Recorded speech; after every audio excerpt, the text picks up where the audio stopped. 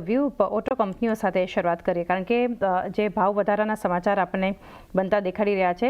આજે હ્યુન્ડાઈ તરફથી આપણને અપડેટ આવતી દેખાડી રહી છે અને 1 એપ્રિલથી 3% સુધી કિંમતોમાં વધારો કરવામાં આવશે. વધતો ખર્ચ, કોમોડિટી પ્રાઇસીસ વધવાને લીધે એક નિર્ણય જે છે આપણને હ્યુન્ડાઈ દ્વારા આવતો દેખાડી રહ્યો છે. અને થોડા સમય પહેલાં આપણે જોયું હતું કે મારુતિ દ્વારા પણ આ નિર્ણય આવ્યો હતો, ટાટા મોટર્સ દ્વારા પણ એક પ્રાઇસ હાઇકનું એક ડિસિઝન આવ્યું હતું.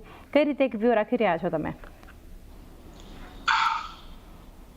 શાલિની, તમને યાદ હશે એ દિવસ વધારે દિવસો નથી થયા, મારા ખ્યાલથી 3-4 અઠવાડિયા પહેલા જ મેં એક જે સમાચાર આવેલા ટેસ્લાને લઈને, અને એ ટેસ્લાની ગભરાટમાં આપણા ત્યાં જે મોટી વાહન બનાવવાની કંપનીઓ છે, પેસેન્જર વ્હીકલ, એમાં આપણે કરેક્શન આવતું જોયું. અને એ દિવસે મેં ગુજરાતીમાં એક કહેવત છે એનો પ્રયોગ કરેલો કે વાઘ આવ્યો. અને વાઘ આવ્યાના ડર અને ભયમાં એક સમાચારના આધાર પર આપણે સારી એવી નીચલી સપાટી લગભગ બધી જ ઓટો ક્ષેત્રથી જોડાયેલી કંપનીઓમાં આવતી જોયેલી, અને ત્યારબાદ રિકવરી જોઈ. અને આવા સમાચાર ભાવ વધારાના સમાચારનો અર્થ શું છે કે કંપની પાસે પ્રાઇઝિંગ પાવર વળી પાછો આવી ગયો છે. એવી પરિસ્થિતિમાં જ્યાં આગળ ઘણા બધા લોકોને ગભરાટ હતી કે ટેસ્લા આવવાથી M&M, મારુતિ અને ટાટાની ગાડીઓ વેચવાની બંધ થઈ જશે. અને એ વખતે બી મેં સ્પષ્ટ રૂપે ટિપ્પણી કરેલી કે આનાથી બી મોટા મહારથીઓ આવીને જતા રહ્યા પાછા. ફોર્ડ ભારતમાં આવેલી, બરાબર કામકાજ નહીં થયું તો સામાન સમેટીને ઘર વાપસી થઈ ગઈ. હવે વળી પાછી ફોર્ડ આવવાના સમાચાર છે. એની પહેલા તમે શેવરોલે અને બાકી અન્ય કંપનીઓ આવતી જોયેલી, અને એ બધી વળી પાછા દેશ વાપસી થઈ ગઈ, ઘર વાપસી થઈ ગઈ.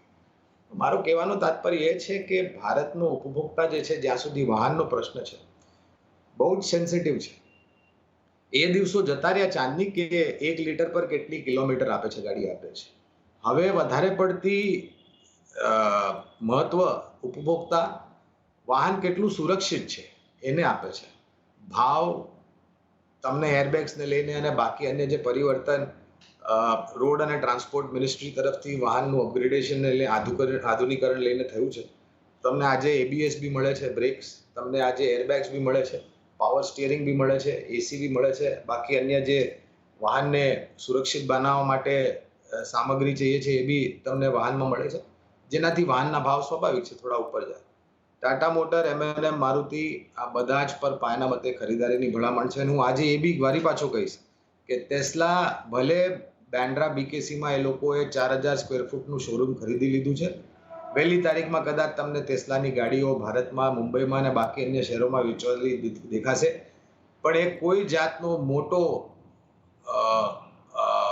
ભય અથવા તો કોઈ જાતના મોટા પ્રશ્નચિહ્નો જે ભારતમાં સ્થાપિત નામચીન કંપનીઓ છે એમની ઉપર મારા ખ્યાલથી વધારે પડતું ફરક નહીં પડે. ટેસ્લાની ગાડી તમે ઓછામાં ઓછી જે ભાવ સાંભળવા મળે છે ચાંદી, એ લગભગ 35 થી 40 લાખ રૂપિયાના ભાવ છે.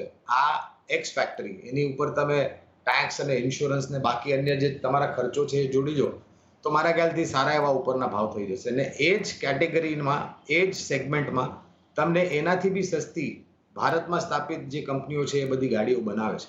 તો મને નથી લાગતું કે બહુ જ મોટું કોમ્પિટિશન ટેસ્લા તરફથી ભારતમાં જે સ્થાપિત કંપનીઓ છે એમને સામનો કરવા મળશે. જી, ઓવરઓલ એક વ્યૂ સેક્ટર માટે અને એક સરસ જે ઓટો કંપનીઓ માટે અત્યારે જે ટેસ્લાને લઈને થોડોક ભય જોઈ રહ્યા છે. અને આ સિવાય પણ જે આપણે જોઈ રહ્યા છીએ કે ફંડામેન્ટલી કઈ કંપની લોંગ ટર્મ માટે આ સેક્ટરમાંથી ફોકસમાં હોવું જોઈએ, એ આપણે એક ચર્ચા કરી. પરંતુ રાહુલ, એક ટેકનિકલ સેટઅપ અગર જોવા જઈએ, પ્રાઇસ હાઇકને લીધે આજે હ્યુન્ડાઈનો સ્ટોક તો જોઈએ કઈ રીતે એક રિએક્શન આપશે. ને જે છે અન્ય કંપનીઓ, મારુતિ, ટાટા મોટર્સનું તો અનાઉન્સમેન્ટ છે જ, પરંતુ અહીંયાથી અત્યારે ઓટોમાં કોઈ એક કે બે કંપનીઓ હોય જે લેવલ વાઇઝ અને સેટઅપ વાઇઝ તમે અત્યારે એન્ટ્રી માટે એક રાઇટ ઓપોર્ચ્યુનિટી જોતા હો? તો આઈ થિંક જે હિસાબે આપણે ઓટો કંપનીઝમાં લાસ્ટ 2 મહિનામાં જે સેલ ઓફ જોયું એમાંથી મને જે પસંદ છે પેસેન્જર વ્હીકલમાં એ છે ટાટા મોટર્સ. આપણે મારા ખ્યાલથી જે હિસાબે નીચે જે લો બનાવ્યો 626ની આસપાસ ને ત્યારબાદ જે ઉપરની તરફ જોવા મળ્યો છે, તો મને લાગે છે કે જે નિયર ટર્મમાં 668 ઇમિડિયેટ સપોર્ટ છે સ્ટોકને, અને ઉપરમાં 720 સુધીના લક્ષ્ય આપણને ટાટા મોટરમાં જોવા મળી શકે એમ છે, માનવું છે.